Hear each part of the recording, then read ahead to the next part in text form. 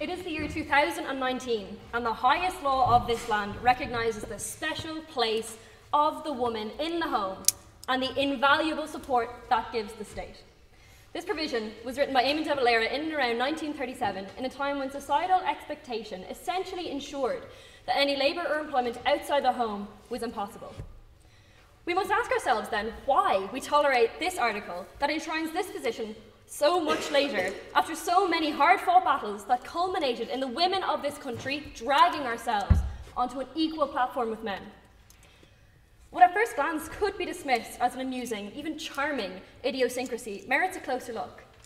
Though the article has no real legal significance, if the law is supposed to reflect the morals and values of the society it governs, what does Article 41.2 say about the society that we live in?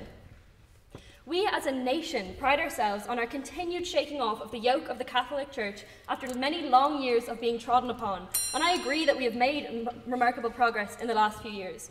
You only have to look at the referendums legalising abortion and marriage equality to see this, but at the most fundamental level, there is a persistent inequality in our society, one that should have been done away with years ago, but was shoved to the side in the fight for more pressing issues. These fights were important, I'm not saying they weren't, and they illustrated a dramatic shift in both Irish views and the perception of our nation on the world stage, but we have not gone far enough. Another article, which I have down as 40 whatever, guarantees the equality of everyone before the law.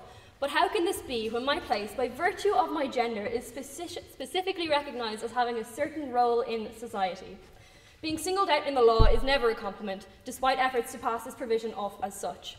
The singling out simply marks your difference to the norm, to what is deemed to be acceptable, even desirable, to say that the rights and guarantees afforded to everyone else apply to you despite the thing that makes you different, not regardless of it. It is interesting to note that there is no significant mention, to my knowledge, of the role of the man in this constitution. It has also been recognised that a more modern approach to Article 40 whatever would be to recognise that this provision intends to afford constitutional protection to full-time carers in the home and recognise the work that they do. If this is the case, or at least the approach we are choosing to take, it is still too reductive for Irish society in 2019. Sure, gender-neutral pronouns were light years ahead of when the Constitution was written, but surely there has been time in the intervening period to amend this provision, or even better, delete it entirely. Let's add another one, specifically singling out carers if that's what we want, but that is the criterion. It has to be the will of the people that forces a change. It has to be the people that stand up and say, this provision in its current form is unacceptable and needs to go. There are so many goals yet to be achieved in our society. The ending of the pay gap, the increased numbers of women in male-dominated industries, I could go on. But it does seem laughable that we still have to reckon with a paragraph written in the 1930s. That a constitutional provision continues to maintain inequality in society, even if only on the most theoretical level, makes me want to laugh and cry in equal measure. I'm sure we can all agree that we are a long way from complete equality in this society, and probably many others around the world. But removing this reference to the woman's special place in the home would be a small step on the long road we have in front of us. I'm not lamenting the other issues that have skipped to the top of the list that we have successfully tackled. I am asking how much longer? How much longer do these few lines have to remain a part of our legal system? I would be betraying my law and German roots if I didn't mention the German Constitution. For a quick comparison, Article 3, subsection 2 of the Basic Law guarantees the equality of men and women. In the same line, it goes on to guarantee the state's efforts to enforce the equality of men and women and work towards the elimination of existing disadvantages. The Basic Law, as it's called, was written in 1949 compared to Bunreacht na Heron's 1937, but Bunreacht na Heron has a much more regressive view and was far more influenced by Catholic social teaching. And what's more, it's only been starting to be amended in the last few years. Do I really think that this one short provision warrants the burning of this little book? Absolutely. This provision casts a shadow over half of the population of this country and relegates us to the role that we worked so hard to free ourselves from.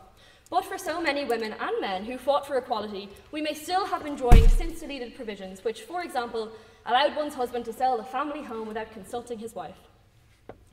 The progress Ireland has made in the last 20 years is astounding. We are no longer the Catholic stronghold in the North Atlantic that we once were. The question is, for how much longer do we have to fight to be treated completely equally? We have come far but not far enough, and change is not inevitable. Change will not continue to happen around us while we wait a few moments to admire how hard we've worked, how far we've come, or how much we've achieved. It is not enough to start the ball rolling and expect it to continue down the path we want. It's up to us to guide it with everything we have for as long as it takes to shape the world in the image that we want.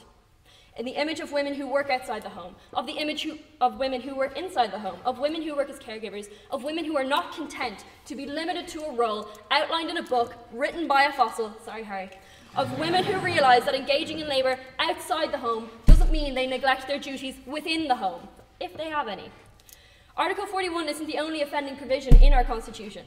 Though other articles aren't as flagrant in their flouting of what have become social norms, buried away in the subsections are yet more norms that demonstrate the Church's unwillingness to relinquish its grasp on the Irish legal system. The only family recognised in the Constitution is the marital one. After the marriage equality referendum, its reach was expanded, but it still affords no constitutional protection to civil partners or cohabiting couples who aren't married. There was an attempt in the High Court to expand this definition, but it was quickly quashed in the Supreme Court, demonstrating that perhaps we aren't quite as ready as we think to shed the Catholic teaching that informs so much of our society. There was a time in this country when to be different or to step out of line with societal expectations would elicit shock and horror from all who saw, would merit repressive judgments in our superior courts, and would generally make life very unpleasant for anyone who dared not to blend in. Though our society has evolved to a point where people are more accepting of diversity, our law has not fully come with it. While the premise behind needing a referendum to alter the Constitution has noble roots, in practice it means that adapting to keep up with the times is slower than it otherwise could be. This slow process, however, should not deter us from the goal of having a constitution that reflects the attitudes and values of the society we live in, or even the society we aspire to be part of one day. I think it's possible to respect something while still being able to recognise and point out its flaws. I also think, however, that there does come a point when we have to admit that something was a creature of its time, is no longer appropriate, and needs to be fixed. This can apply to the articles I've mentioned. It can apply to an updated definition of what a family is. It could apply to anything in the Constitution. But the point is it needs to happen, or else we risk getting lost in ambivalence and contentment, forgetting that we still have an obligation to ourselves and others to ensure that the law of the land is as representative and reflective of our societal values as possible. Kate, your granny's story was tragic. Nobody is disputing that. But symbolic inequality is still inequality, and we need to burn the book.